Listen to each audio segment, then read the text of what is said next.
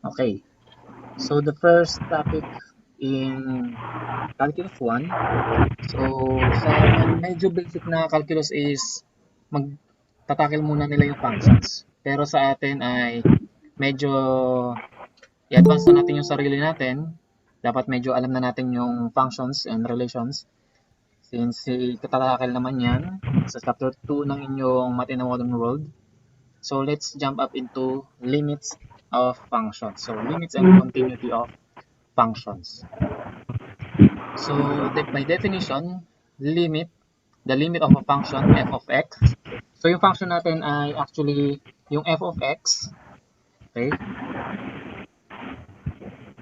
Yung f of x natin is actually your function. This is equal to your value of y or yung outputs. Okay?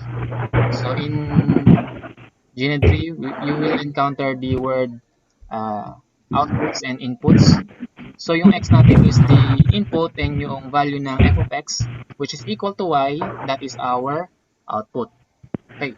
So, the limit of the function, given your function, f of x is equal to the function itself, as x approaches to a value of c, kung yung value ng x mo ay nag-changes, di ba? Since x is a variable, it approaches a value, specific value c. Okay? Yung limit daw ng value ng f of x o yung limit ng value na ina-approach naman ng y mo is the number L, which is the limit. Okay? So, denote natin yung limit as letter L, capital L, and yung ina-approach ng value ng x mo is yung C. Okay. So, ito yung kanyang notation. The limit of the function f of x is equal to L as x approaches C. Okay? So, yung base niyan is either limit of the function of x as x approaches C is equal to L. Or yung kaninang sinabi ko, limit of the function is equal to L as x approaches C. Okay? So, yung limit na sinasabi na yon, okay? So, later nyo pansinin yan. Explain ko yan later. So, kung meron tayong curve or function na pwede nating i-graph, okay? So, yung limit na yon, okay, is yung ina-approach ng f of x mo. Okay? So, kung yung value ng x mo ay pinipili mo within this interval and nag-approach ka, every time na mag-move yung value ng x mo ay papunta doon sa c at hihinto ka doon sa c, kung papunta siya doon sa c, yung value ng f of x mo, kapag ginamit mo yung function or yung value ng y mo, since nasa y-axis tayo, ay papunta naman doon sa value ng L, which is your limit. So, yung value na ina-approach nung function. Okay? So, hanggat lumalapit yung paggamit mo ng inputs papunta sa C, yung outputs mo, paakyat naman or pababa dito sa L na to. That is the limit of your function. So, pag sinabing limit, hangganan, di ba? So, hanggang dito, mapupunta yung iyong value ng f of x. Whenever na yung value ng x mo or ng input mo ay papunta naman sa C. Okay. Para i-prove, okay, since tayo ay mga mathematician in the future, okay, so, para i-prove itong expression na to that the limit of the function is L, okay, as x approaches C, so dapat kailangan i-satisfy natin na there should be, okay, for every number na i-define natin na epsilon, which is positive, greater than 0 yon, there exists. So there should be an existence of the corresponding number. So for every epsilon na positive number, ay dapat mayroon ding makita na delta greater than 0 or positive delta such that sa lahat ng x na gagamitin natin, mula dun sa value ng inputs, for all inputs na gagamitin natin, okay, kung makikita nyo itong expression sa baba, so the absolute value of x minus c is in between 0 up to the value of delta. Ano ba yung delta na yon? So later papakita ko by graph. Okay? Now, kung anong ang papansin niyo is yung nasa gitna. It is actually defining the absolute distance between x at saka c. So kung gaano kalayo yung x dun sa value ng c. Given yung c, di ba? Mula dun sa expression, as x approaches c. So given dun sa ating ipoprove yung value ng c. But yung x natin, it should be any input na malapit dun sa c. Papalapit yung value niya sa c. Okay? So hindi sabi natin hindi siya equal sa c muna. So dapat yung x natin ay malapit lang sa c. And yung distance niya away from c, okay, should be above 0 o at saka less than delta. So dapat mas maliit siya sa delta na sinasabi natin. So dapat makahanap tayo ng delta na mas maliit yung distance ng x sa c. Okay? So that distance, okay, is so kung titignan niyo yung graph, ito yung x natin, ito yung c. Yung absolute distance natin ay ito. Okay? So x minus c, absolute value. So that is the absolute distance or yung mismong ilang units away yung c dun sa x. So sila sa isa't isa. Okay? And yung delta is actually the distance from this point hanggang sa c. Okay? That is your delta. That's why etong point na to is your c minus delta kasi pakaliwa siya. Given the value of c, umatras ka ng delta units. So c minus delta na yung nasa x-axis na to, yung tong point na to. Kapag nagdagdag ka naman ng delta units naman, unknown number, arbitrary number lang, okay? Ibig sabihin nagdagdag ka, kaya nag-plus delta. From C, nagdagdag ka ng delta units. So, hanggang dito naman sa point na to. Now, itong interval na to, kailangan nandyan lang yung input or yung x mo na gagamitin para makakita ka ng f of x. Which is, ibig sabihin ng expression na to, okay, this expression implies, that should be, ibig sabihin nun dapat makakita yung ating value ng f of x minus L, ibig sabihin distance uli ito, yung distance ng f of x hanggang L ay mas maliit naman sa epsilon na ibibigay mo. Okay? So, for every epsilon na ibibigay mo, kailangan makakita ka ng delta na yung value ng x mo ay nandun. Kapag nasa loob lang yung value ng x dun sa delta, both sides na away from c, it implies that your f of x ay nasa loob lang din ng distance ng epsilon. So yung from L hanggang any of this is actually epsilon. Epsilon din hanggang baba. So yung distance between L at saka f of x, okay, hanggang L, mas maliit dun sa epsilon mo. So nakita naman natin, di ba? Ganito lang kaliit. Okay? So yung pagitan nila, so yun yung pagitan ng o yung absolute distance ng x hanggang c, ito. Then ito naman yung ating absolute distance between f of x and L. Okay? And yung distances na yan ay mas maliit dito sa x-axis, mas maliit yung distance na yan kaysa sa delta. And ito namang distance ng f of x tsaka L ay mas maliit kumpara sa epsilon. Okay? Kapag meron tayong nakuhang delta, whenever na magbigay tayo ng size ng epsilon, it satisfies na yung ating limit ay nag-exist. Okay? So, yun. So, ito yung given na epsilon natin.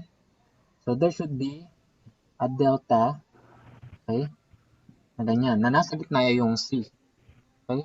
Because from this inequality, pag kinuha natin yung x natin, okay, this will become in between c minus delta and c plus delta. So, ibig sabihin, yung value ng c is nasa gitna dapat ng interval.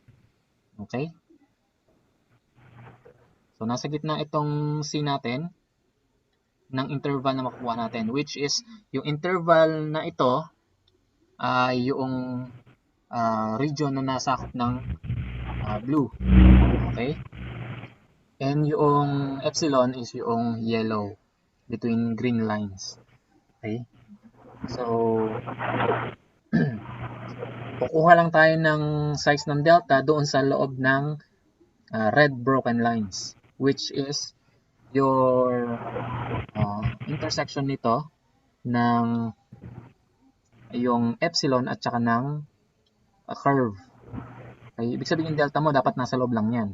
And nakuha natin, yung delta natin is from C hanggang dito, from C hanggang dito. Okay? So, yun yung ating delta. So, kapag nakakuha tayo ng delta, satisfied na yun. Okay? Basta nasa loob yung x, and doon sa epsilon, nasa loob yung f of x. Okay. So, ito yung animated presentation na so, nakita natin dito, whenever na yung epsilon ay maliit o papalaki, there is also a distance, negative delta and positive delta. Okay? Whenever that your f of x, nag-move siya approaching c. Okay? So, yung size ng delta is hanggang dun lang sa broken line, pero yung epsilon mo is sarado hanggang dulo, sa pula. Okay? So, kung hanggang saan lang yung delta mo, hanggang dun lang din yung possible value ng x na pwede mong gamitin para makahanap ng f of x within epsilon. Okay? Lost connection. Why? So, example. Para mas maintindihan natin, rather than puro pakita lang. Okay, paano i-prove that your limit ng given function 2x plus 1 as x approaches 3 ay equal sa 7? Okay? So, ito na yung magandang example para magets ninyo yung theoretical approach kanina. Showing graph. Okay.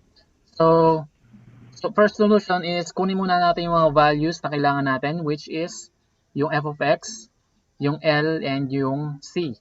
So, yung C is 3 because x approaches 3. Diba? As x approaches C, diba? So, the value of C is 3. Then, yung f of x natin is yung 2x plus 1, which is yung kinukuha na natin ng limit. And the value of limit is 7. So, paano natin ipoprove or show that the limit of the function is 7? So, by graphing the function first, so yung ating graph would be a straight line kasi 2x plus 1, di ba? So, mas madaling i-graph yan because it's a linear function. Okay? Straight line lang siya, di ba? Y is equal to mx plus b. So, yun lang yung equation niya. So, madaling malaman na linear lang siya.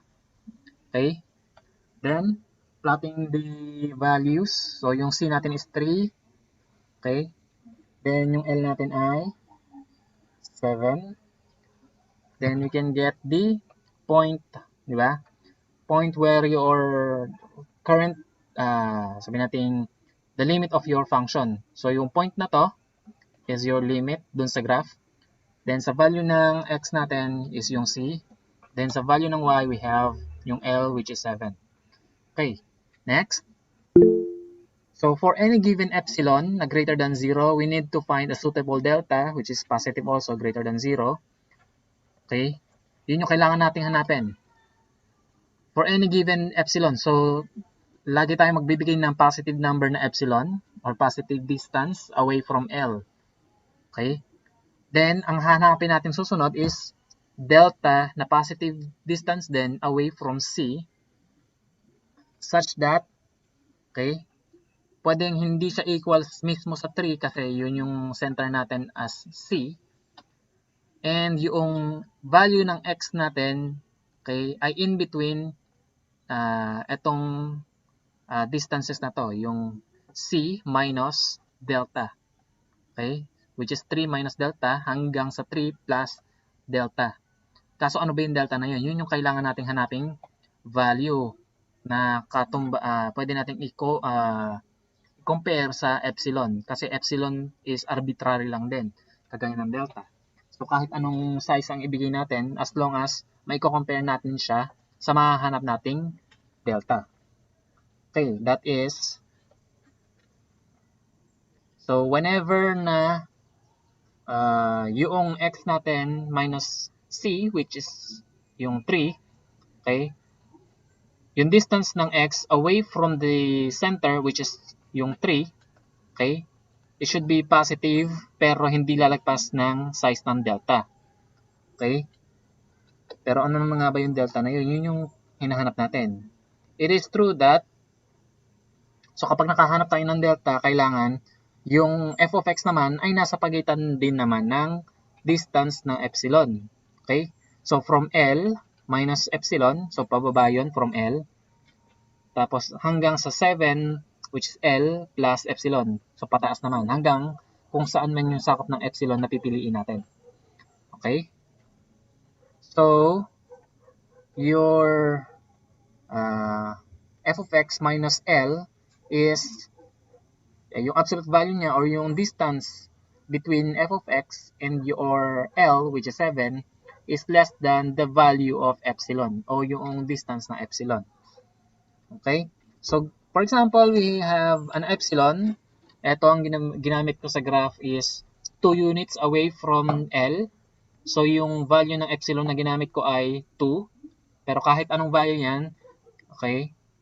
So, pwedeng 1, pwedeng 4, and so on. So, arbitrary lang naman. So, mamili lang tayo kahit anong gusto natin. Basta makahanap tayo ng size din ng delta later on na pwede na itong i-compare sa epsilon. Okay. So, kung yung epsilon natin ay ito, sa graph natin pwedeng tingnan. So, yung ating interval dun sa ating y-axis is from L minus epsilon, which is 7 minus epsilon. Ito yon.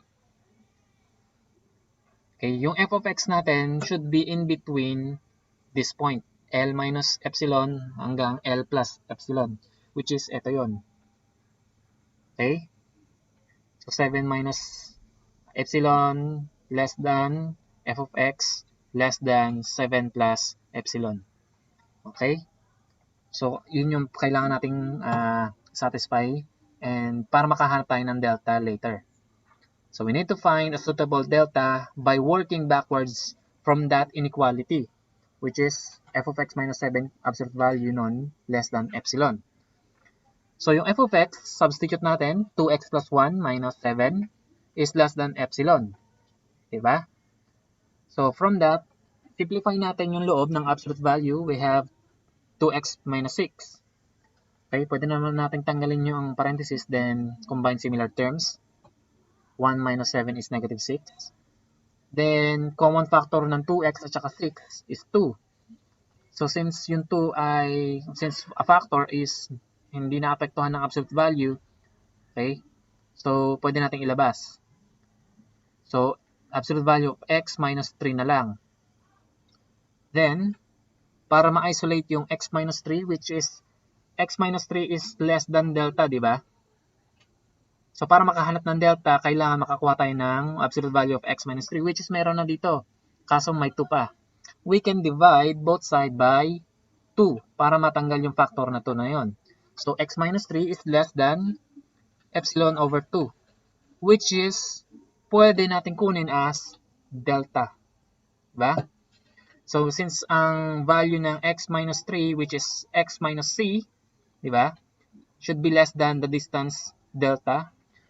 Now, we have x minus 3 absolute value here, which is less than epsilon over 2. So, we can get delta as epsilon over 2. So, pwede natin kunin yun. Ayan. Taking delta is equal to epsilon over 2. So, yung epsilon is actually twice ng delta. So, after getting that, so ibig sabihin, pwede na tayo mag-create ng delta or yung distance away from C, which is delta, na kasing na twice ng size, half ng size ng epsilon. So, kung ang pinili kong epsilon ay 2 units, so 1 unit away lang dapat yung delta. Okay? Then, since meron na tayo yan, for all x, okay, x minus 3 is less than epsilon over 2. So, ibig sabihin nun, yung x natin ay dapat nasa loob lang ng delta na yon. Okay? So, para satisfy lang natin, okay, check natin kung pwede siya. Yung 2x plus 1 minus 7 kanina, absolute value is less than epsilon. Okay? So, sinimplify natin yung loob, 2x minus 6. And yung epsilon, sinubstitute natin yung 2 delta. Okay? Which is yung delta ay equal sa epsilon over 2. Tama? Okay? Now, makikita natin both sides ay may common factor na 2. Okay? Diba? So, we can cancel 2. So, may mali pala rito. So, yes, tinanggal natin yung 2. So, may kulang dito. We have here epsilon over 2. Okay? So, 2 delta nga ito. So, yan. So, ito na yung magiging delta natin, yung red lines. Okay? So, kalahati lang ng size ng epsilon. Because epsilon over 2 is your delta. So, yung interval natin, nakukunin para maging interval kung nasan yung value ng x natin is from c minus d hanggang c plus d, which is mula sa 2 hanggang 4. 1 unit, diba? From the left and right ng c, which is 3. Okay? So, therefore, yung f of x natin minus 7 is less than epsilon, which is, so yung x natin ay possible na nandito or nandito, and automatically, ang sasabihin natin dito ay yung f of x natin ay it's either nandito or nandito, nasa loob lang ng epsilon. Okay? Pwedeng, ito yung size ng epsilon hanggang L. Then, epsilon again, ito.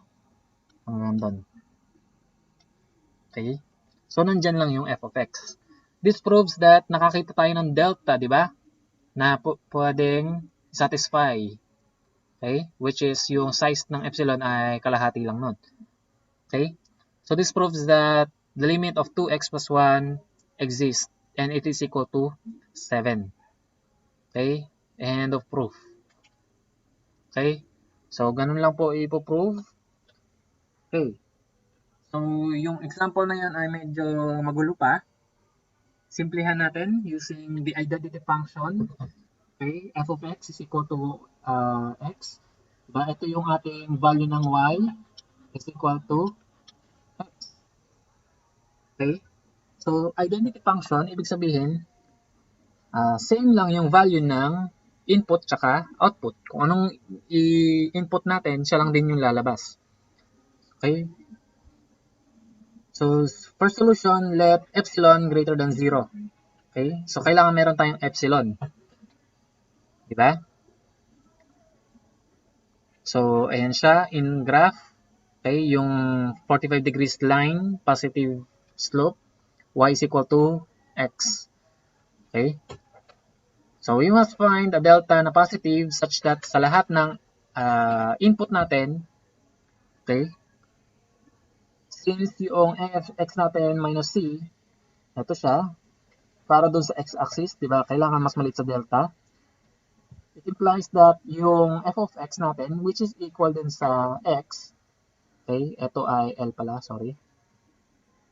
It should be L. X minus L is less than epsilon din. Okay? Since ito ay f of x minus L absolute value less than epsilon. So, f of x natin ay equal din sa x. So, yan din kukunin natin. Now, since yung graph natin ay with equal values, kung C yung ating center, yung value ng f of C, which is L natin, is equal also to C. Okay, so nagiging equal lang. So, kapag gumamit tayo ng epsilon, so yung distance away from yung L, okay, di ba? Yung L natin yan, eto. So, kung ito yung epsilon mo, magsasatisfy lang kapag equal din yung distance. Di ba? Same distance lang. Kasi itong point na to is equal, dun sa x-axis mo, equal lang dun sa value ng y coordinate niya. Okay? So, yung distance na delta should equal to epsilon. So, it holds only if delta is equal to epsilon. So, kahit pa sa any smaller positive number. So, consistent siya because your function is the identity function. So, kahit gaano ka lumaki, yung value ng epsilon mo or gaano kaliit yung value ng epsilon mo, which is an arbitrary number, so kahit gaano kalaki lang siya or gaano kaliit, masasatisfy lang, okay, kung equal yung delta and epsilon o yung distance na kukunin mo. Diba? So, kung andito yung value ng x, yung f of x mo, okay, nandun lang din sa loob ng distance ng epsilon. Okay? So, thus, your limit ng x is equal to c as x approaches c. Because yung x mo, ina-approach na yung value ng c. Therefore, yung f of x mo, ang ina-approach naman niya is value din na equal sa c. Because your value ng f of c, diba? Kung ito yung c yung input mo, equal lang din sa c yung function mo. So, your x, kapag equal na siya sa c lang din yung value niya. Diba? So, that is the limit of the identity function as x approaches c. So, equal lang sa c. So, tandaan nyo na yan. So, kung identity function lang or yung f of x mo ay equal sa x, limit of x, as x approaches the certain number c, equal lang dun sa c na yun, yung function o yung limit. Okay?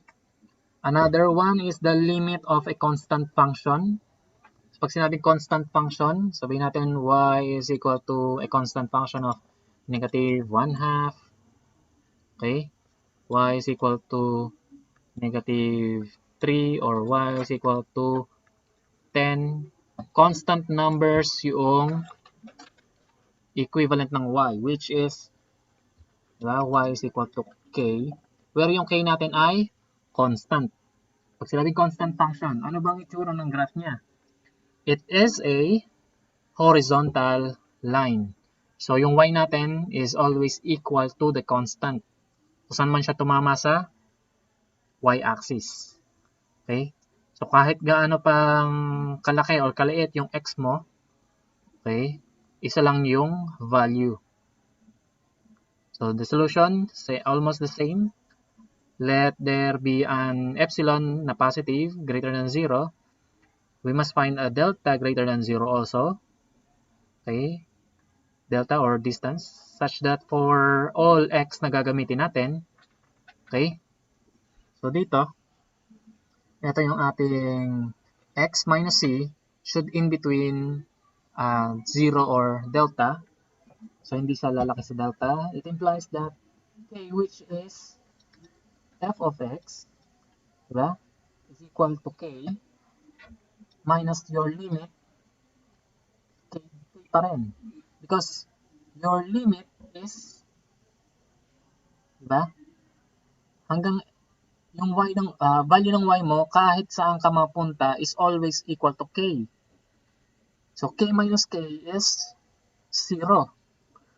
Since k minus k is 0, we can use any positive number delta. Okay? So, kung kahit gaano pa kalaki o kaliit yung epsilon na gagamitin mo, so for example, ganyan or ganyan, yung delta mo na gagamitin is laging consistent na yung limit mo ay equal lang sa k. Kahit gaano kaliit yung delta mo. So, we can use any positive size ng delta. Okay? Walang specific na restriction sa delta, so equal lang sa k. Fixed lang siya. So, it still exists. May positive delta ka pa rin pwedeng gamitin. Okay? Kapag wala ka nakakuhang positive delta na pwedeng gamitin, so the limit does not exist. Pero dito, since any number is possible, we can use any positive number, so it is satisfied. May delta ka na kahit ano nga lang. Okay? So the limit of a constant is the constant itself. Okay? Kasi fixed yung kanyang value ng y. Okay? So ang tinitignan lang natin sa pagkuha ng limit is yung value ng y, okay, hanggang saan siya pupunta kapag yung value ng c mo, value ng x mo ay papunta sa certain number. Okay? Example. Another example, ito naman ay magbigay tayo ng fixed na epsilon. So kung kanina ay kahit ano naman yung delta na mag-work given the epsilon is equal to 1 unit. Okay? Now, the function is square root of x minus 1, limit is 2, and your c is 5. So, the limit of square root of x minus 1 as x approaches 5 is equal to 2. So, yan yung isa-satisfy natin kung tama ba yung limit na yan. Okay? Kung makakahanap ba tayo ng delta na positive as long as yung epsilon natin ay equal sa 1. So, yung graph ng ating function, okay, is half of the parabola sa first quadrant lang, opening to the right. So, yan lang. So, given that your c is equal to 5, so ito na yung c natin. So, yung point dun sa ating function na okay, f of x, which is square root of x minus 1. So, yung L natin would be 2. Okay? So, pwede natin i-substitute na lang para makuha yung value na 2. So, kung ito daw yung limit natin, kailangan makahanap tayo to satisfy that, find a delta na mag-satisfy dun sa epsilon na 1 unit lang. Okay? Solution. So, dapat yung f of x minus L ay mas maliit sa distance ng epsilon, which is 1 unit. So, kung yan yung ating limit, so yung size ng epsilon is 1 unit away lang. So, yung L natin is 2.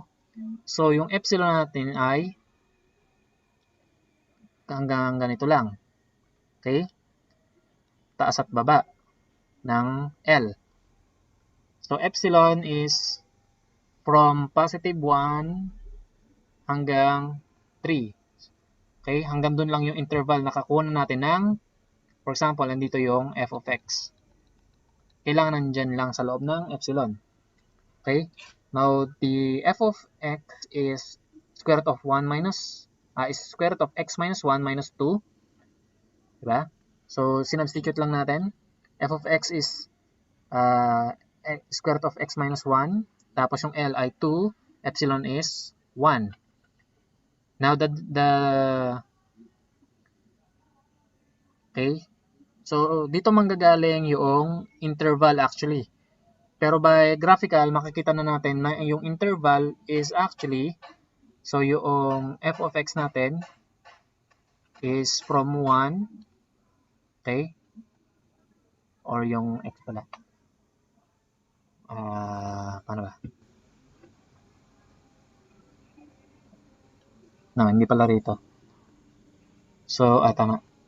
Ang f of x natin ay in between 1 hanggang 3 because of this distance ng epsilon. Okay? So, para naman makuha natin kung asan nakalocate yung x, so gagamitin nga natin tong inequality na to, pero kailangan natin kunin or i-isolate yung x. Okay? Para malaman natin kung saan malolocate yung inputs na x. So, alam na natin kung hanggang saan lang yung f of x because of the value ng epsilon na binigay natin. Now, hanggang saan lang yung value ng x natin? Pwede ba natin ilagay dito? Or hanggang dito ba? So, kailangan makukuha tayo ng interval from this inequality. So, makukuha natin yan. So, paano natin nakuha na 2 hanggang 10? Okay, so pakita natin. So, since we have absolute value, so pwede nating kunin both sides. Para matanggal yung absolute value is kunin natin yung negative 1 hanggang the square root of x minus 1 minus 2. Then, less than 1. So, tatanggalin na natin yung absolute value na yan kasi kinuha natin yung negative value din naman niya. So, pwedeng mas malaki siya sa negative 1. So, hindi siya lalagpas ng 1. Since yung absolute value nito is mas maliit sa 1. Okay? So, kung kukunin natin yung negative value sa loob, dapat mas malaki naman siya sa negative ng 1. Okay? Then, after that, pwede natin tanggalin yung negative 2 ron sa gitna para matanggal yung square root of x minus 1. Transposing both sides or adding 2 on all sides. So, we have 2 minus 1 square root of less than square root of x minus 1. Wala na yung negative 2 na yon. Then, positive 2 plus 1. Okay? And then, ito ay 3 hanggang square root of, mali. 1 lang yan. 2 minus 1 eh. X minus 1, then, ito yung 3. Now, para matanggal yung square root, square both side, 1 pa rin yan. X minus 1 na lang. Then, square ng 3 ay 9. Then, we can remove negative 1. I-add natin both sides. 1 plus 1 is 2.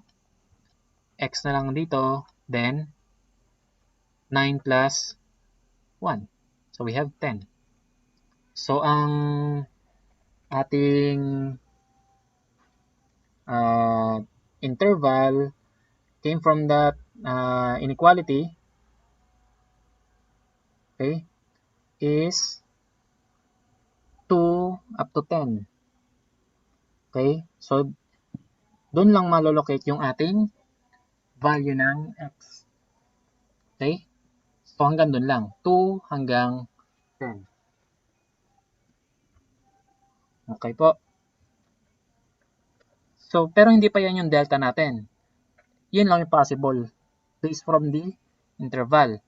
Again, kailangan i-satisfy natin yung delta is actually coming from C in both distance o in both direction.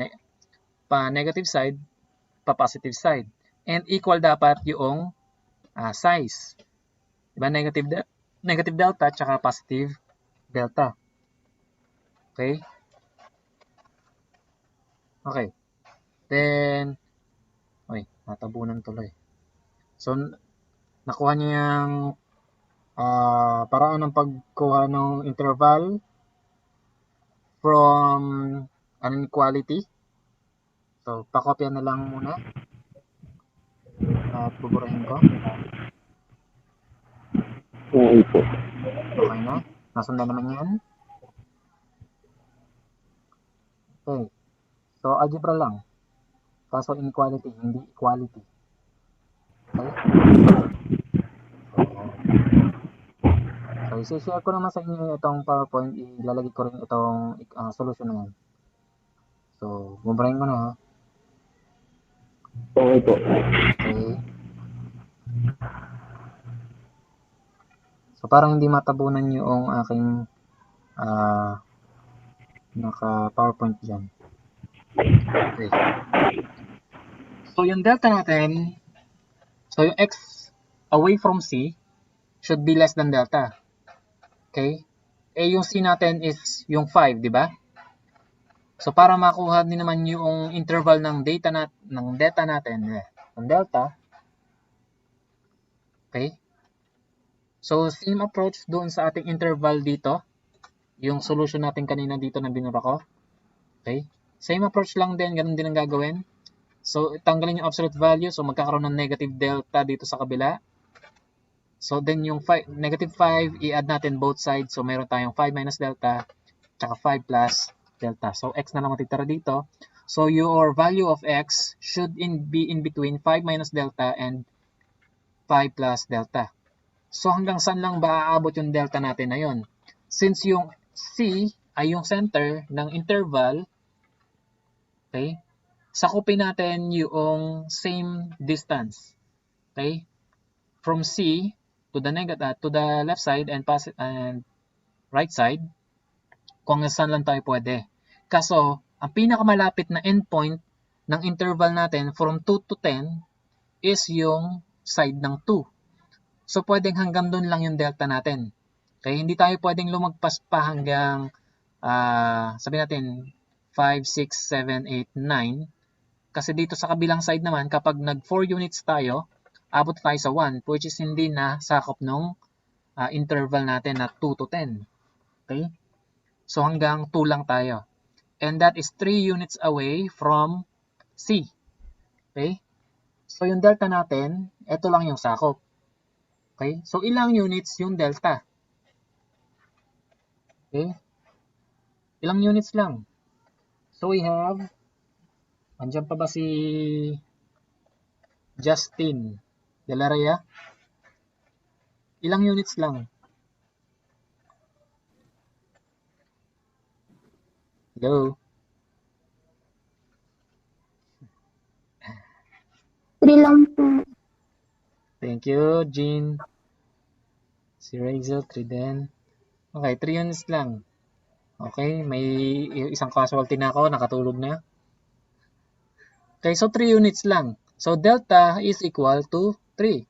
Now, since nakakuha tayo ng delta, okay, ayun, sorry. Since nakakuha tayo ng delta, okay na.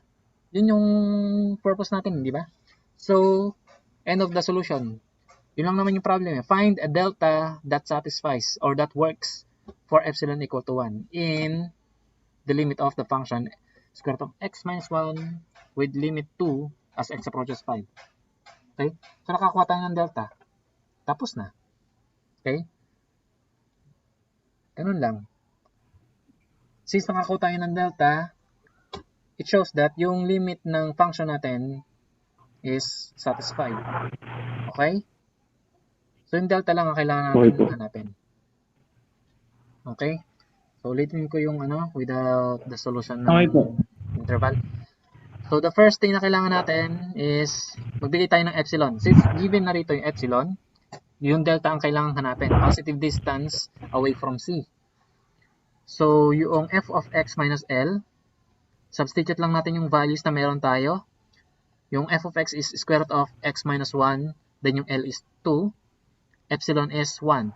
And then from this inequality, okay, i-isolate natin yung x para makita natin yung x natin ay possible na nasa 2 hanggang 10. Or yung interval na kalalagyan ng x is 2 to 10. Pero hindi pa yan yung delta. Okay? Yung delta would come from yung other na kailangan natin. That is x minus c. So the distance between x and c should be less than delta. Since yung c natin ay 5, so we have the absolute value of x minus 5 should be less than delta. And from that inequality, okay, makukuha natin yung interval kung saan pwede lang yung x natin. So that is hanggang mula sa 5 minus delta hanggang 5 plus delta. Na kailangan equal distance away from C yung delta. So from dito, papunta sa left side, hanggang 2 ka lang. Since yung previous interval natin, kailangang i-satisfy Diba? Yung x natin hanggang 2 lang sa left side. So hanggang dun lang din yung possible delta mo. To the right side, dapat equal distance. Pwede kang lumagpas pa, pero dapat equal yung distance. So lalagpas ka na rito sa 2. So yung 2 is actually 3 units away. So dapat may 3 units ka din away from C dito sa kabilang side. So your delta is actually 3 units. Diba? So yung interval mo na possible na kalagyan ng x mo is hanggang 2 to 8 lang. So yung previous interval natin is restriction lang ng una. That is actually your intersection nung sa function mo or sa graph kung saan nag-equal yung epsilon, diba? F of x mo hanggang doon lang. So, yun. Pero yung possible na kalagyan na equal distance away from C, which is the center of the interval, so hanggang 2 to 8 lang with the center 5. Okay? So, nakuha natin yung distance na pwedeng pagkalagyan ng input na x. Okay? So, pwedeng nandito sa left side, pwedeng nasa right side. Okay. So, finding a delta. Pag nakakuha tayo ng delta, proven na yung limit ay true. Okay? So, yun lang. How about kung yung limit ay hindi nag-e-exist? Kung wala tayong limit na nag-e-exist. Example nun is the unit step function denoted by capital U or the function U of x. Equal yan sa 0 kapag x ay less than 0.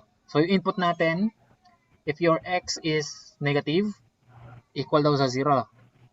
Equal naman sa 1 kapag yung x natin ay greater than or equal to 0 or from 0 to any positive number. So, in graph, ito siya.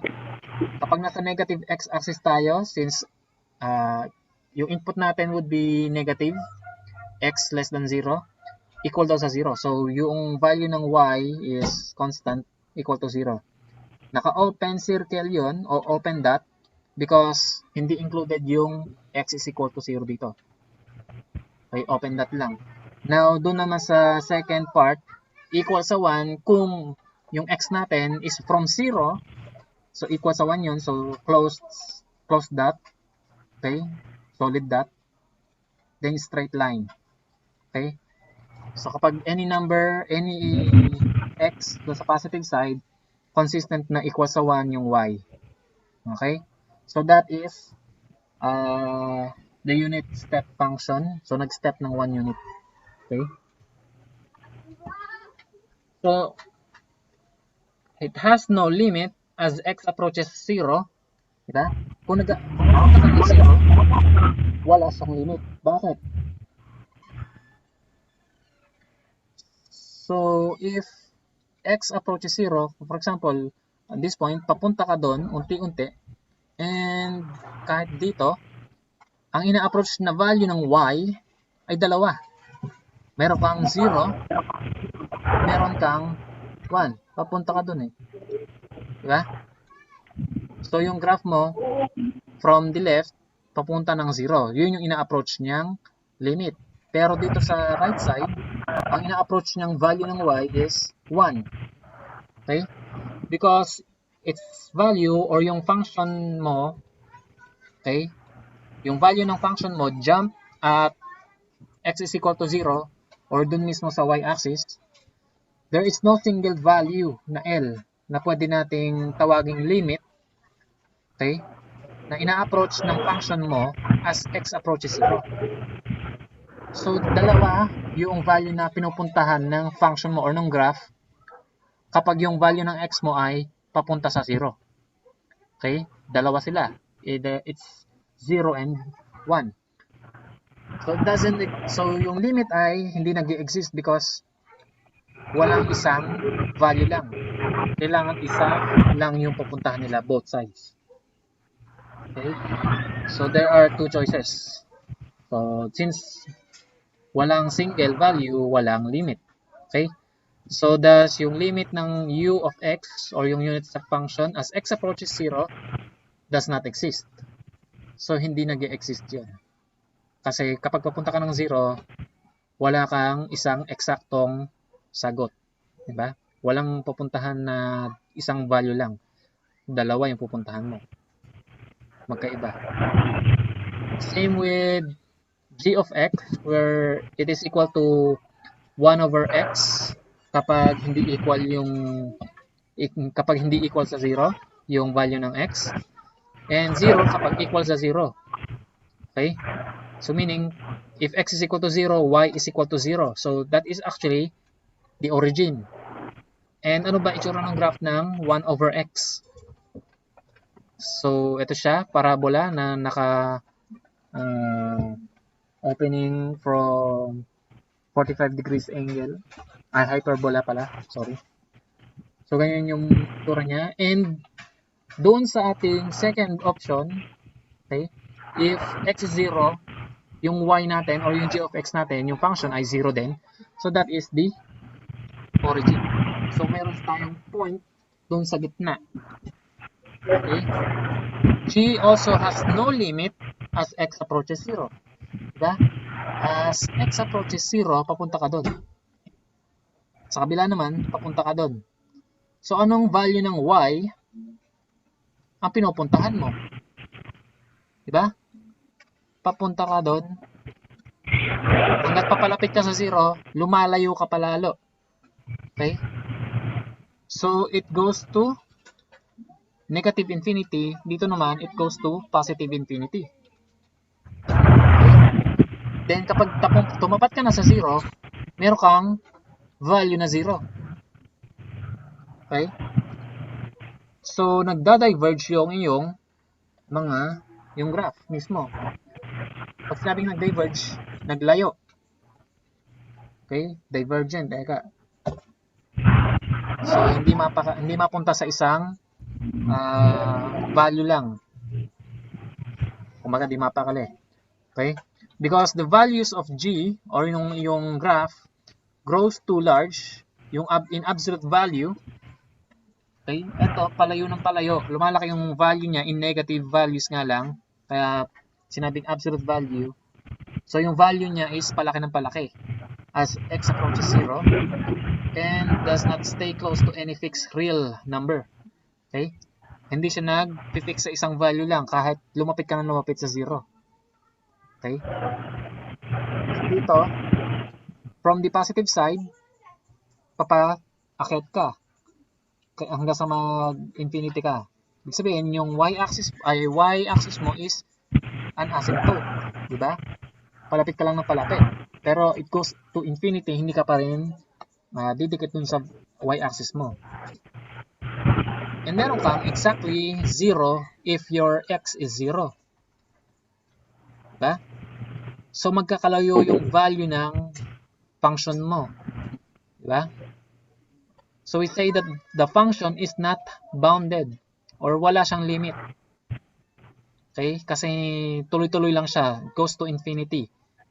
To positive infinity hanggang negative infinity. And magkalayo yun. It is not bounded or wala siyang hangganan. So thus yung limit ng g of x mo as x approaches 0 does not exist. Okay? So yung una kanina ay meron kang dalawang value na choice mo para sa limit. Kailangan isa lang. So hindi nag-exist yung limit mo. Dito naman, unbounded or not bounded because it goes to positive and negative infinity and meron kang point na 0. Okay? Okay? So, hindi nag-exist. Wala kang exactly one value for a limit. Another one. So, ito naman ay may trigonometric function na sine 1 over x. So, in a graph, ayan yung itsura niya. So, f of x is equal to 0 if x is negative or equal sa 0. So, included dito, then, in negative x. Okay? 0 lang yung value niya. Pero doon naman sa positive x, if x is positive, not equal to 0, okay? So, hindi included yung 0 dito. Yung sine 1 over x, okay, is equal to this graph. And as x approaches 0, okay, kung makikita natin yung graph natin ng sine 1 over x, papalapit ka, okay, as x approaches 0, nakita natin yung graph, pabalik-balik lang hanggang sa dito lang. Okay. Pabalik-balik lang and continuously na pababalik-balik siya o mag-o-oscillate between a value of negative 1 and 1 forever hanggang papalapit siya ng papalapit sa 0. Bakit? Kasi tuloy-tuloy ka lang and never siyang hihinto hanggat papalapit ka ng papalapit sa 0. Okay? So you have two values na nag-o-oscillate siya. Okay? Because the function's value or yung value ng f of x mo oscillates too much to have a limit. Okay? So pabalik-balik siya forever dyan sa negative 1 and 1. Open interval na hindi included yung 0 kasi kapag included yung 0, di ba, equal siya sa 0. Since open interval hindi included containing 0, open interval ibig sabihin from negative infinity to positive infinity. Okay? Kapag in-include natin yung 0, okay, from the left side, in-approach na yung 0. That should be the limit from the left side. Pero sa right side, pabalik-balik siya sa value ng 1 at negative 1. And it continuously doing so kapag lalo ka lumapit sa 0. Diba? So yung graph mo ay magiging up and down hanggang manawa ka. Because thus the limit of f of x does not exist also. Hanggang papalapit sa 0, hindi siya hihinto sa pag up and down from negative 1 to positive 1. Okay, so those are the example ng mga non-existing limits. It's either dalawa yung value mo ng limits or nag-diverge siya away sa isa't isa. Yung isa papuntang positive infinity, yung isa negative infinity, or patuloy siyang nag-oscillate between two values or multiple values. Okay? Nag-oscillate meaning pabalik-balik. Parang pendulum. Diba? Pabalik-balik lang.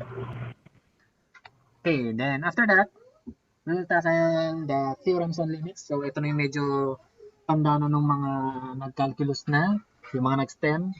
Para doon sa mga hindi nag-STEM, so, bago sa inyo to.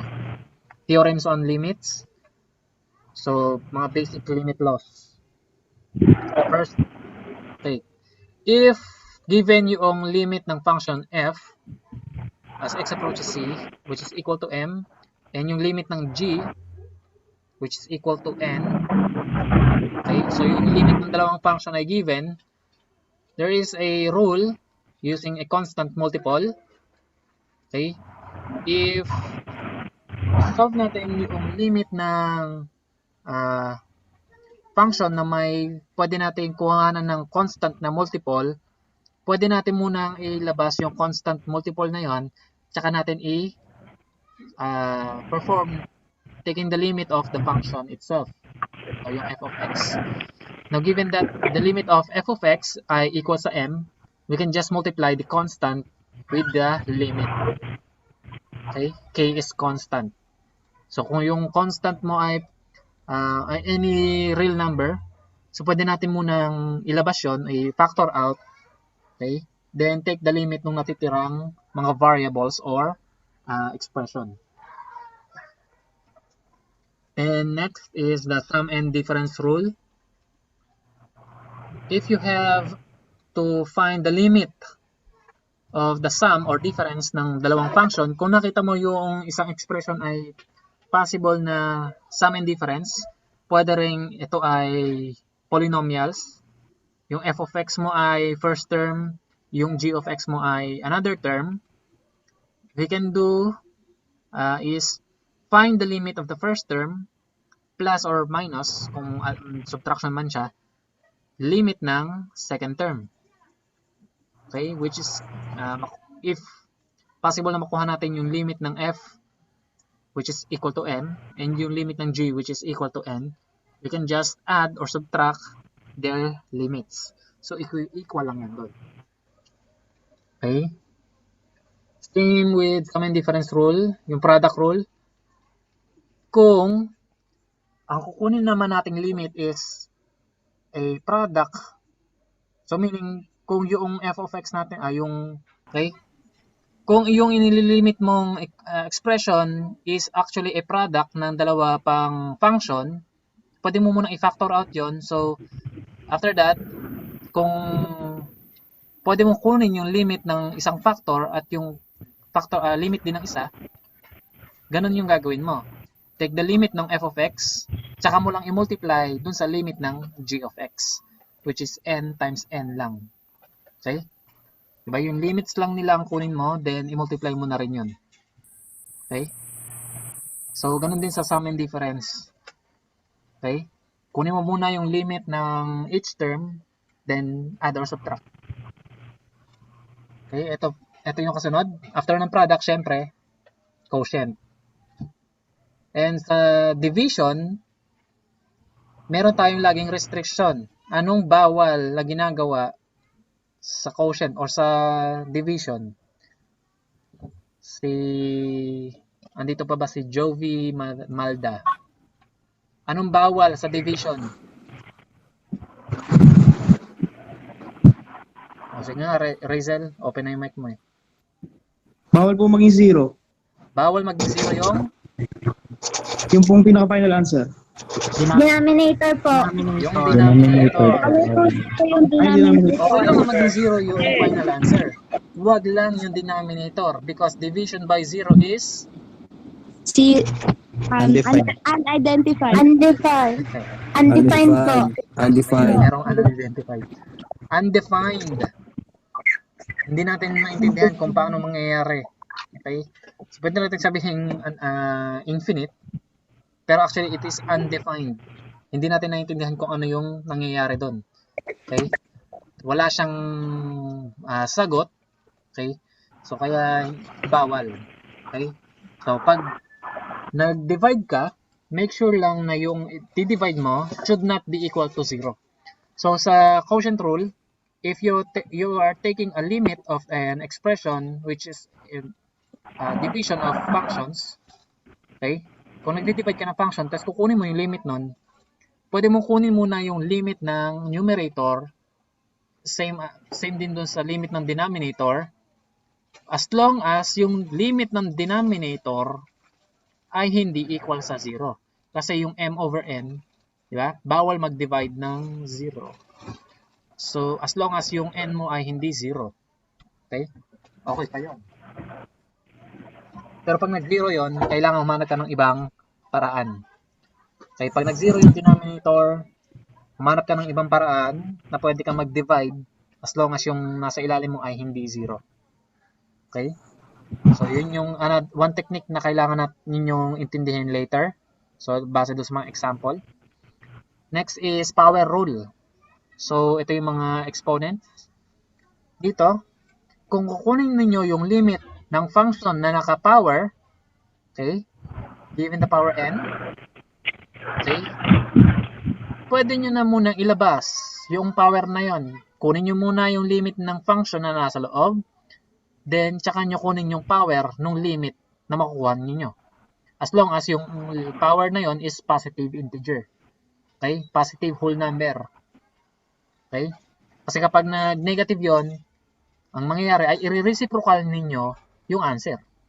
Okay? Tsaka nyo kunin yung power ng denominator. Kapag naman fraction, depende sa denominator ng fraction na yon, okay? Kukunin nyo yung roots, which is ito yung pang-anim. Root rule. So, kapag yung limit naman ng function nyo na may roots, okay? Yung example natin kanina is square root of x minus 1. Kung kunin nyo yung limit nun, pwede nyo munang kunin yung limit ng function na nasa loob. After that, tsaka nyo kunin yung root ng limit. Provided that yung root na makukuha ninyo is a real number. Now, anong bawal sa pagkuha ng square root? Anyone? Yung negative po. Negative po yung nasa loob. Yes. Once na kinuha mo yung square root ng negative number, it will become what? Anong tawag doon? Meron tayong May real letter I? number, meron tayong May letter I, nakalimutan ko yung tawag. Imaginary number. imaginary. Letter I. Diba meron tayong real number. number, meron tayong imaginary number. Since tayo ay kailangan mag-result lang sa real number, bawal tayo magkaroon ng imaginary number. So yung square root of negative 1 or any number na negative is equal to I, which is imaginary number. Okay?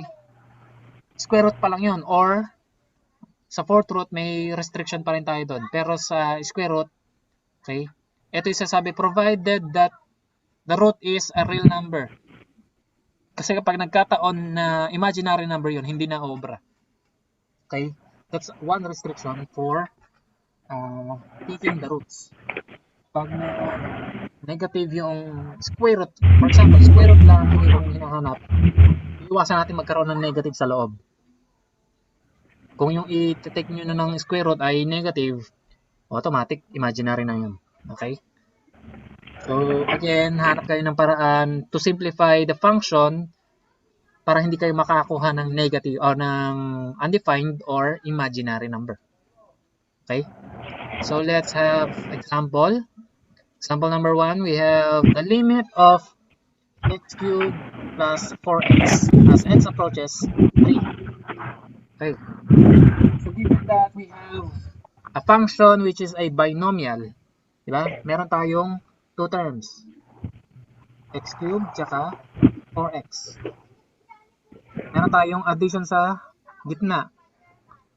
Now, anong rule ang pwede natin gawin dito para ma-simplify or makuha natin yung limits? First step Sum is rule. sum rule. Product rule po. Sum rule. Mamaya yung product. Okay. So, using the sum rule, so let's have the limit of the first term, which is x cubed, then the limit of the second term, which is 4x. Same lang din yung ina-approach ng limits, which is x approaches 3. Okay? So after that, kunin natin yung limit ng x cubed. X cubed is actually a product of tatlong x. Diba? X times x times x. So, x cubed yun. So, pwede natin i-treat siya as product. Same din dun sa limit ng 4x. It is a product of 4 and x. Or pwede rin, yung 4 natin is i-treat natin as a constant na. Well, hindi natin ilabas yung 4. Diba? So, that is for sum rule. Then, ito yung mangyayari sa next step natin. Diba? Since x cubed is a product, kunin natin yung product ng limit ng tigi isang x. Okay? X cubed is x times x times x. Okay? So, limit ng bawat isang product nila or ng isang factor. Dito naman, yung factor natin na 4 at saka x din. So, that is using the product rule. So, actually, itong part na to is actually pwede na natin kunin as limit 4 times the limit of x as x approaches 3. Yung 4 natin ay inilabas na natin. I-multiply natin sa kukunin nating limit ng x. Okay? That is what we call the constant multiple rule, di ba? So, then after that, take the limit, di ba? So, since alam na natin, ano bang limit ng x as x approaches 3? Yung first example natin kanina, taking the limits. Ano magiging value ng x kapag yung x ay papunta sa 3? 3. 3 lang din. 3. How about dun sa constant 3 po yung 3. na 4? 4 times 3. 12. Anong limit ng 4, constant na 4, kahit yung x natin ay papunta sa 3? 4 pa rin po. 4 pa rin. Because of the example kanina, limit of a constant is the constant. Constant. Okay? So, ang magiging sagot natin dyan is, ito ay 3, 3, 3, constant to, 4 pa rin. And 3. So we have 3 times 3 times 3 plus 4 times 3. Okay. So kung nakakita ko kayo ng ganyan, again, MDAS lang naman, unahin yung mag-multiply. 3 times 3 times 3. We have 27. 7. 7 plus 4 times 3. 12. 12. So 27 plus 12, we have 39. so the limit of the function, okay, the limit of x cubed plus 4x as x approaches 3 is 39. So, ganun lang mag-solve ng limits. So, the sum is product rule. Okay? Ito, mas komplikado ng konti. Yung susunod. Example. At gamit ba natin yung quotient rule? Magagamit ba natin agad yung quotient rule? Hindi po. Hindi po, bakit? Hindi po, sir. Magiging 0 po kasi yung denominator. Paano mo nasabi? Diba? Kasi po yung... Let's try to find the limit of the denominator, which is limit ng 2x x squared minus 4 as x approaches 2. Okay? So we have a binomial again. So ito ay limit ng x squared minus limit ng 4 as x approaches 2, x approaches 2. So ito ay x squared. Diba? X times x. Pero since yung limit ng x ay equal lang sa value ng c, we have 2 times 2. 4. We have 4 minus the limit of 4. 4 lang din. Constant yun. 4. So 0 nga. Okay? Diba? So nag-0 yung Yes po. limit ng denominator. Problema yun. Okay?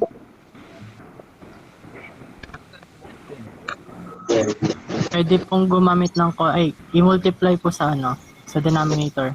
Bali parang conjugate base po. Conjugate.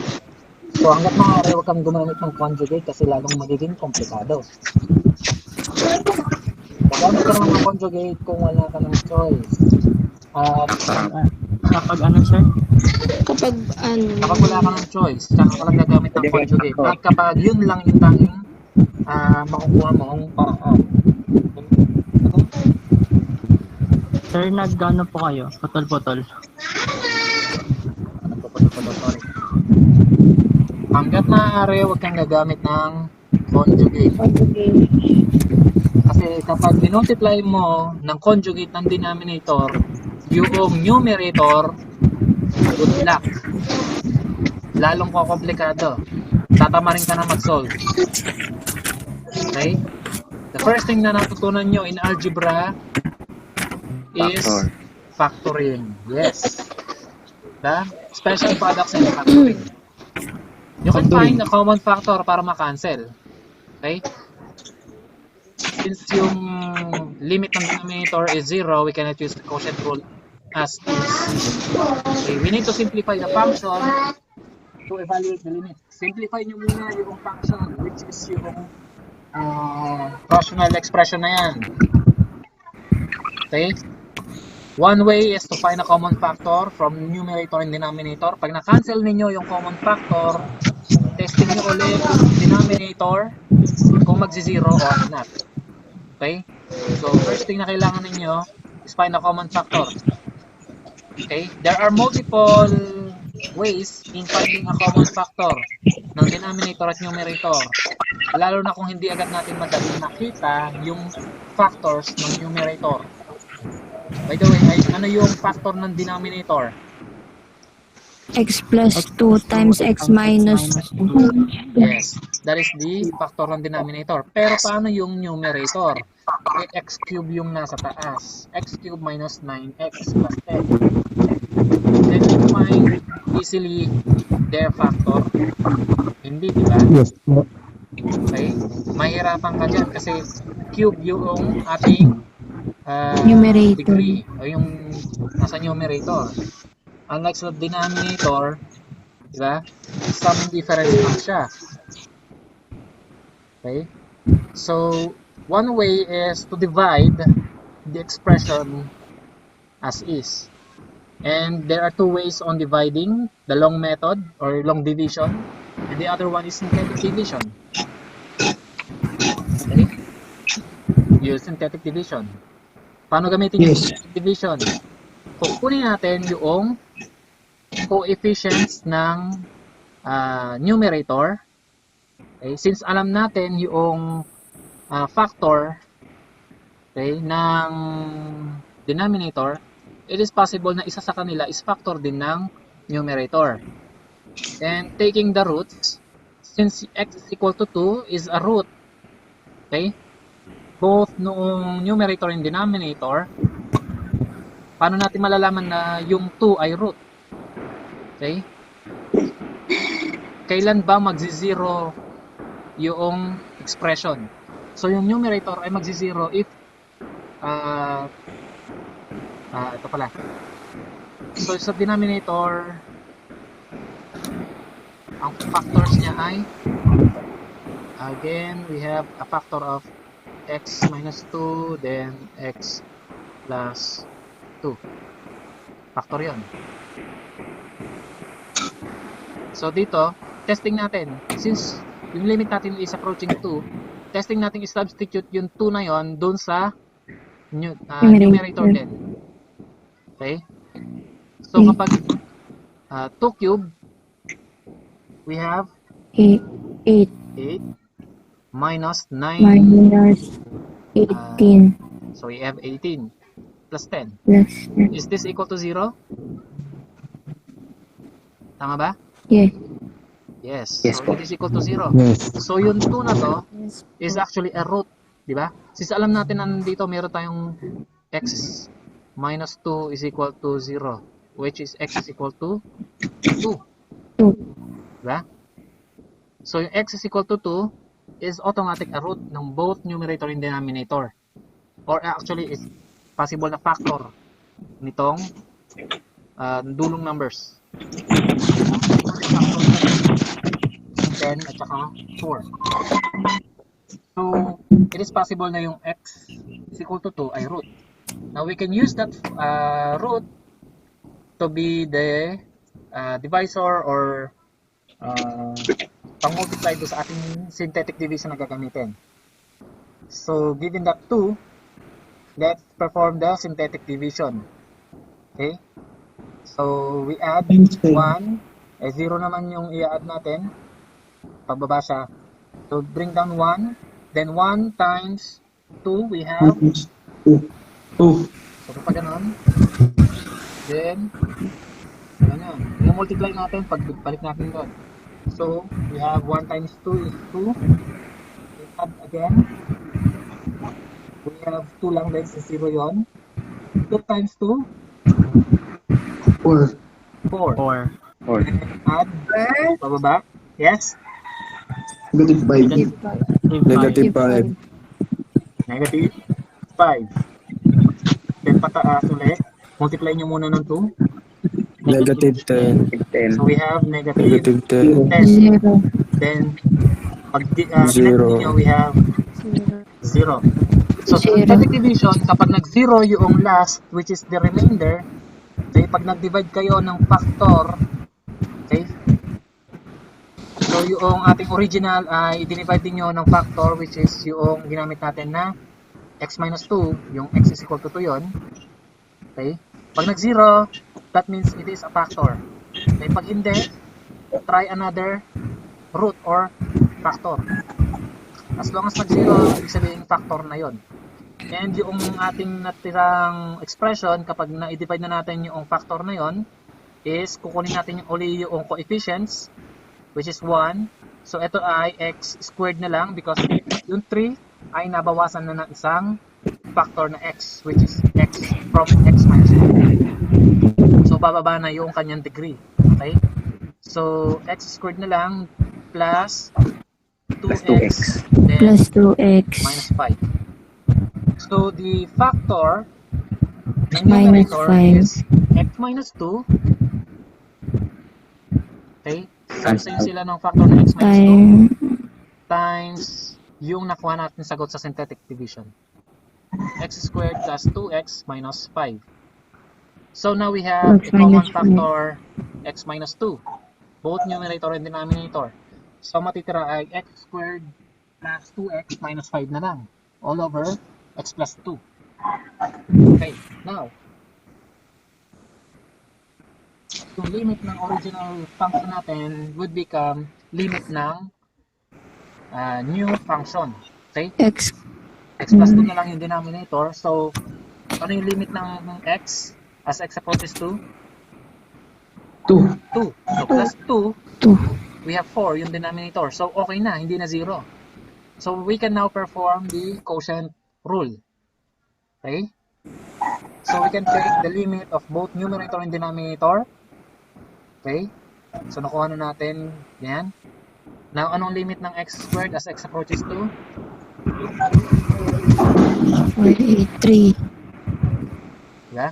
3. So, limit of x as x approaches to 2 lang din. 2 squared is 4. 4.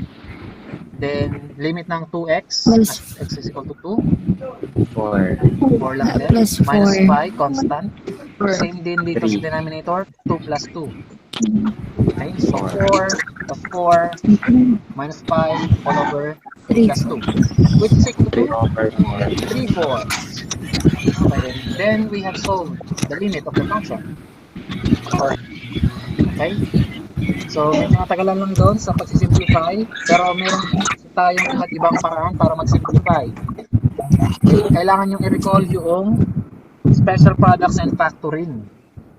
Okay? Yung mga methods natin doon. Another one is division of expressions. Dito, synthetic division or long division. Okay, lalo na kapag rational expression gaya nito. Okay? Pag hindi madaling i-factor out yung expression. Okay. So, para mas madalian kayo, ito yung simple techniques. To find a limit of polynomials, so yung polynomial natin is actually an expression composed of many terms, di ba? So, meron tayong monomial, binomial, trinomial. Kapag marami, polynomial. And the polynomial is in the form, okay, p of x, so polynomial with yung x natin is actually tinitreat natin siya as function of x pa rin.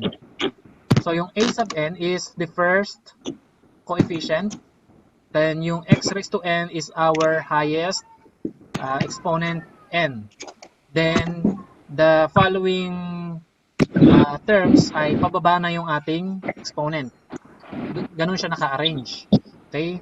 Where yung n natin is actually the degree of the polynomial o yung highest exponent. Now, to find its limit, we can just substitute yung ina-approach na value ng x doon sa value ng, doon sa variable x natin. Okay? Or just substituting the value of anong ina-approach natin. That is one technique.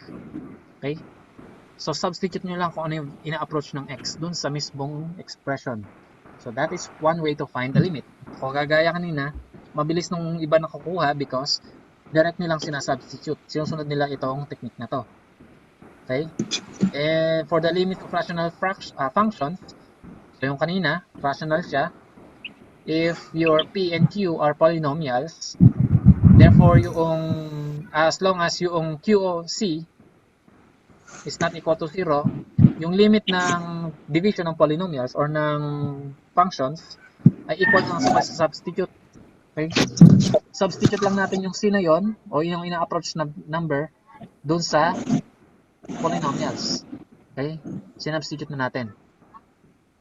So, example, yung limit ng x cubed plus 4x squared minus 3 over x squared plus 5, kunin na lang natin itong negative 1, yung c natin, isubstitute natin sa x. So, we have negative 1 cubed plus 4 times negative 1 squared minus 3 all over negative 1 squared, so yun yung x, plus 5.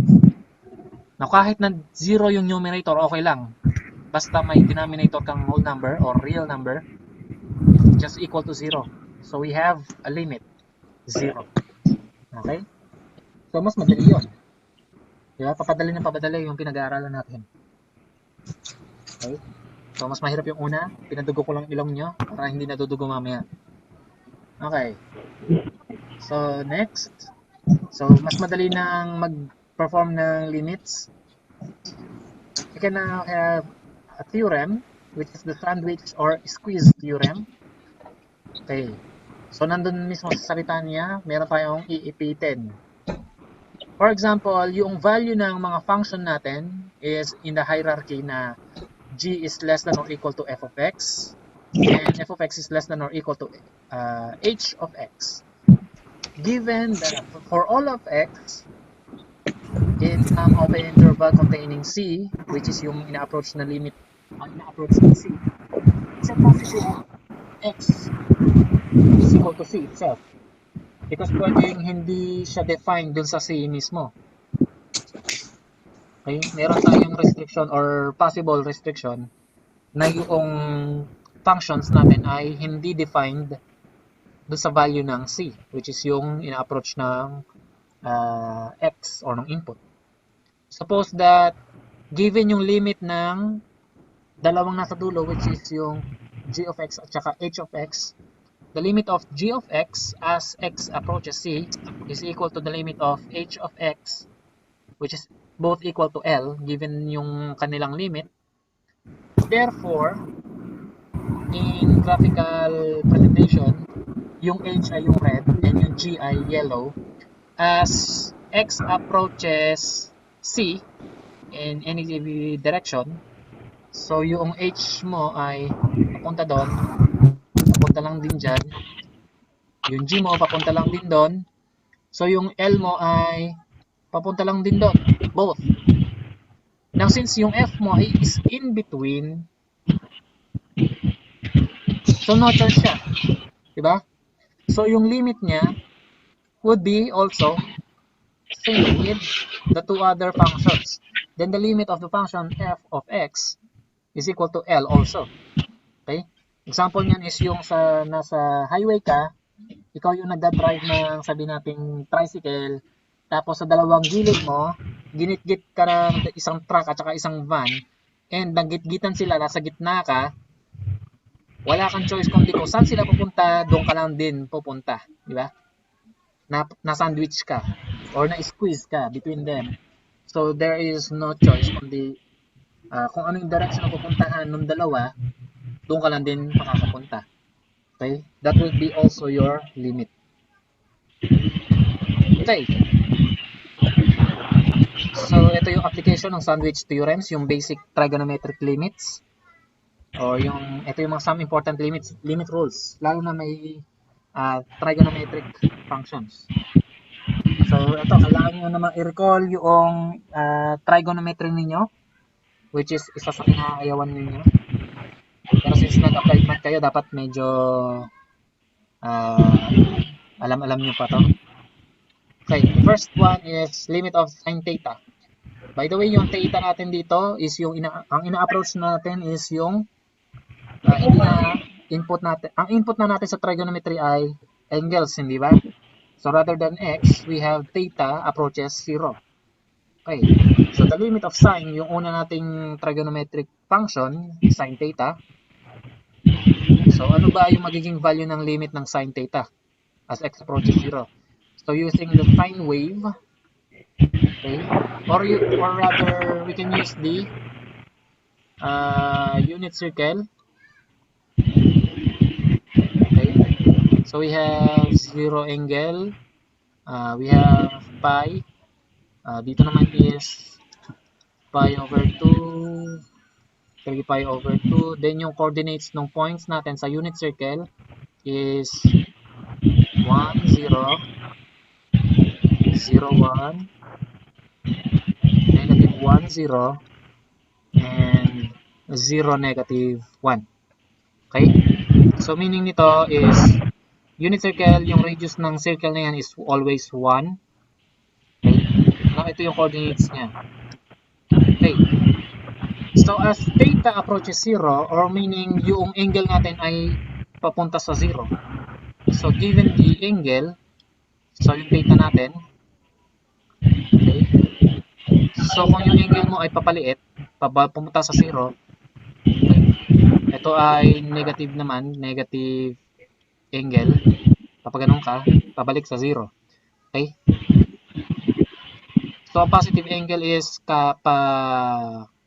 counterclockwise. Ang negative angle ay counterclockwise.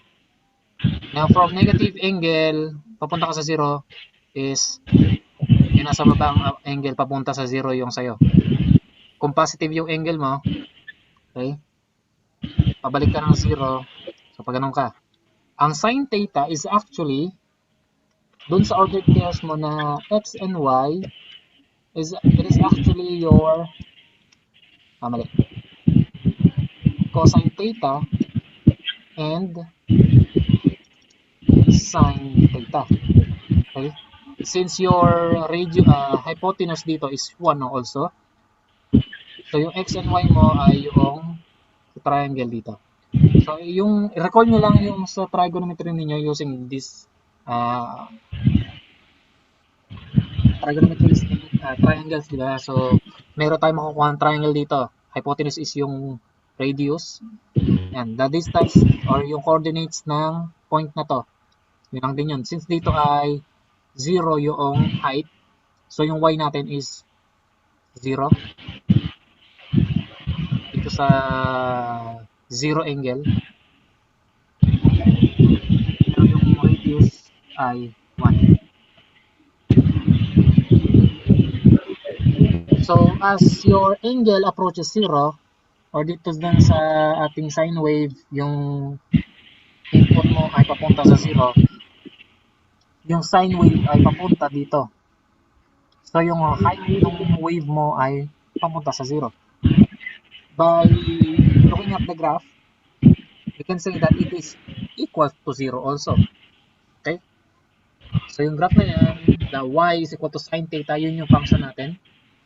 Yung solution, given that your negative absolute value of angle is less than or equal, ano ba yung itsura ng function mo? If your function is negative absolute value of theta, given your input mo is theta, kukunin mo yung absolute value niya, tsaka mo i-negative yung value.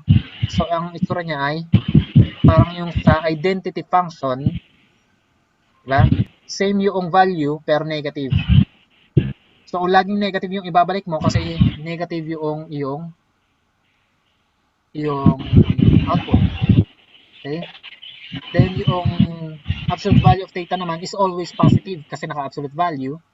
So, as nagmo-move ka along the theta, okay, the next graph mo is yung pula, papaganon ka naman.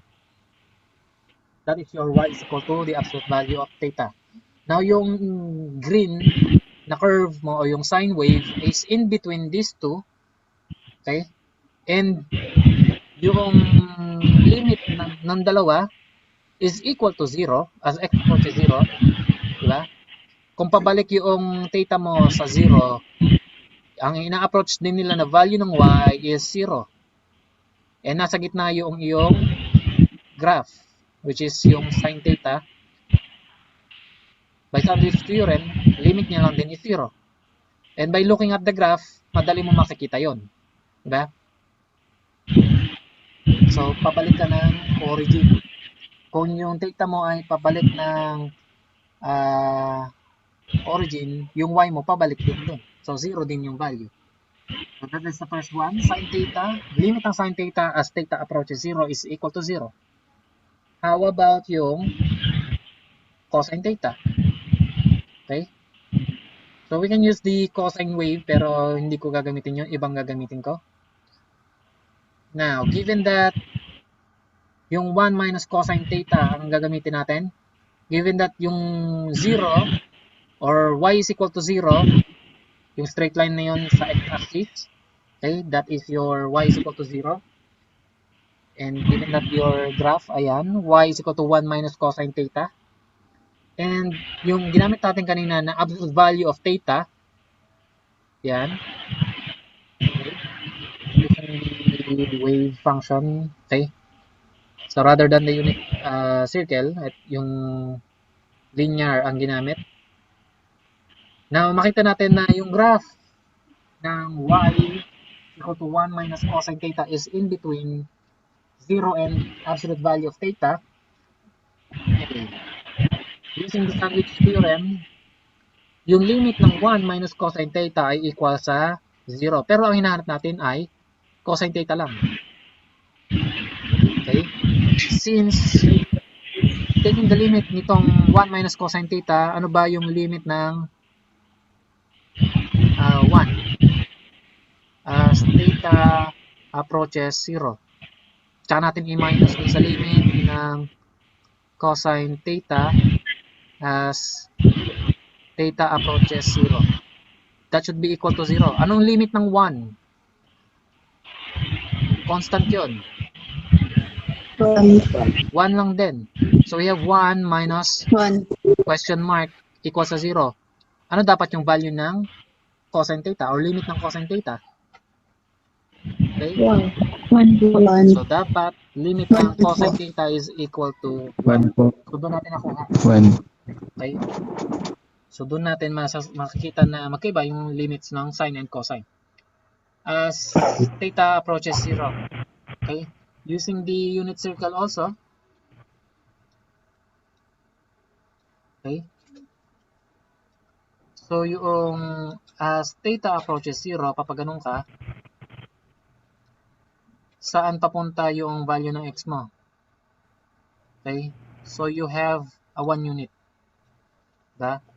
So 1, 0. Anong value ng x mo? Or ng cosine theta mo? Which is what? That is equal to 1.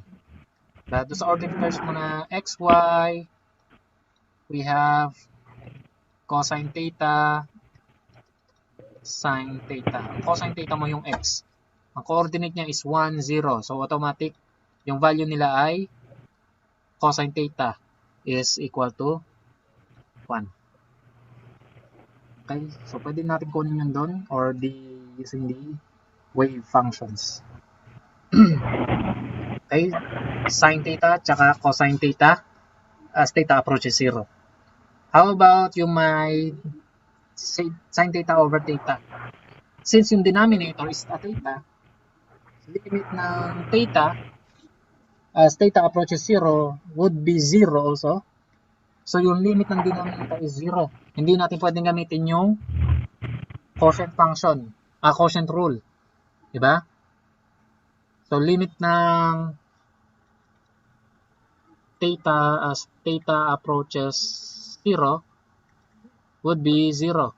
So yung limit ng denominator would be 0. So hindi pwede yung quotient rule.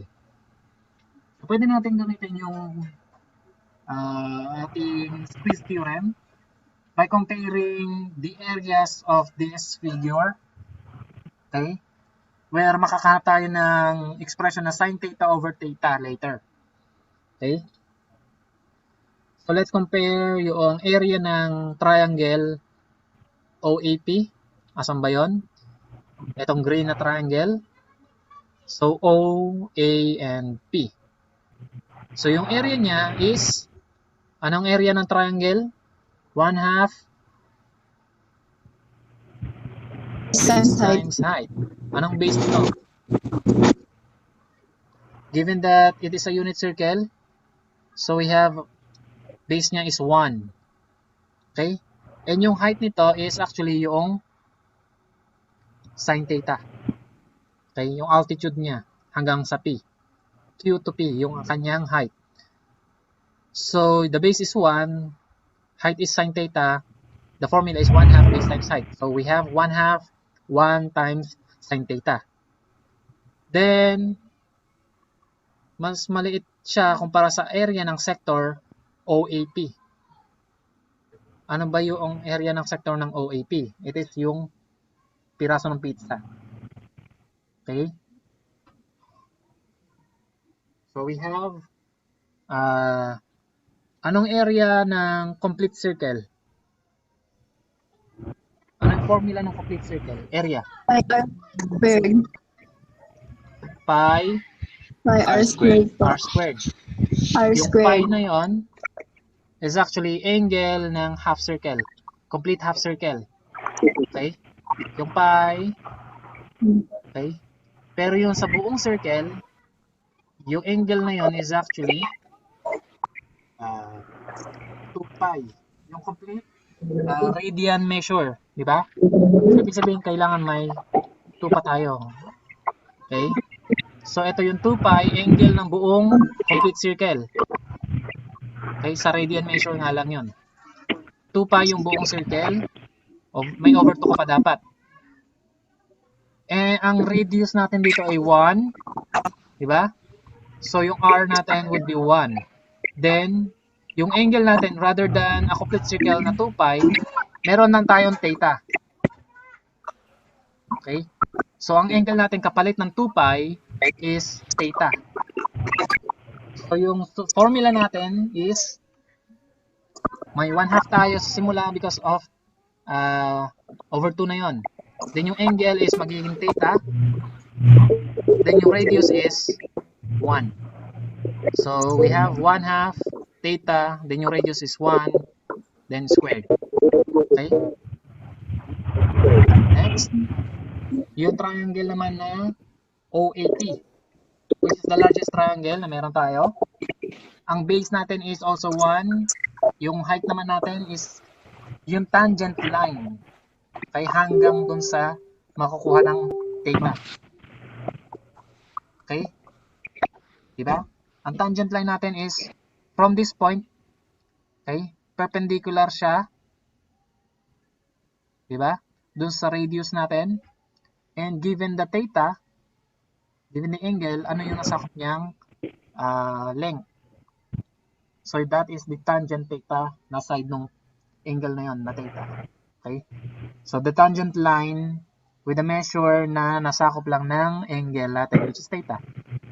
Okay, that is the height of the triangle. And again, yung base natin is yung 1. So yan yung formula, 1/2, base natin is 1, then height is the tangent theta. Yung measure nun. Okay, tangent theta is actually equal to sin theta over cosine theta. So, may sin theta ulit tayo doon. We can just simplify that later. Diba?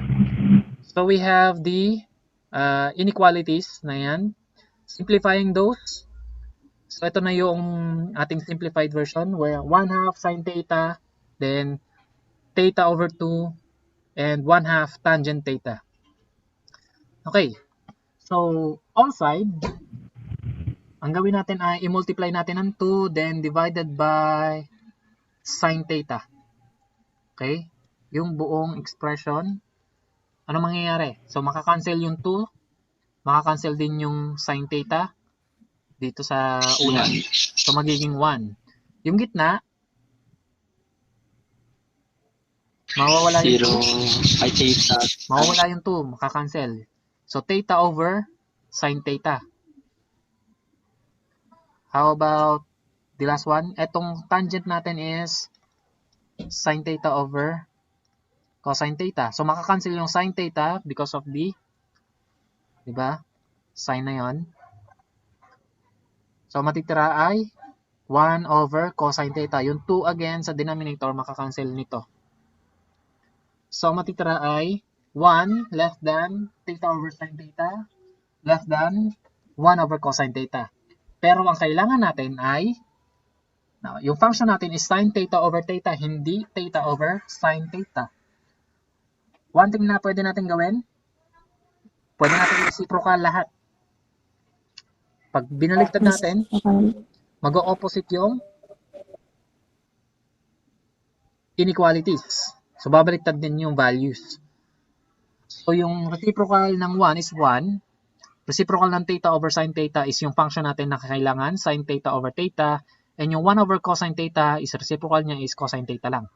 And yung ating inequalities ay nag-reverse since ni-reciprocal natin yung buong expression. Okay? Kasi magbabago yung hierarchy ng kanilang sizes. Magre-reverse din. Okay?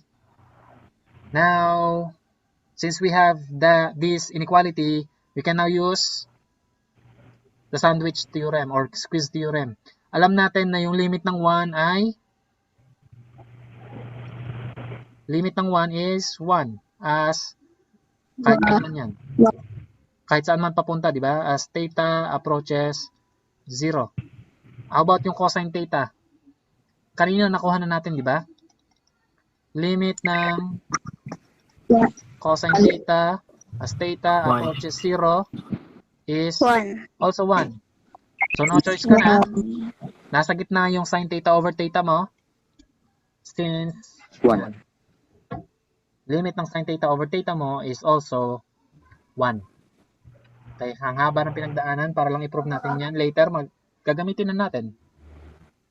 Hindi nyo na kailangan i-prove. So, pero pwede kong ipa-assignment na lang pero andyan naman yung kopya. So, gamitin na lang natin sa mga mas complicated pang examples or activities. So, pwede nyo nang gamitin yan na shortcut.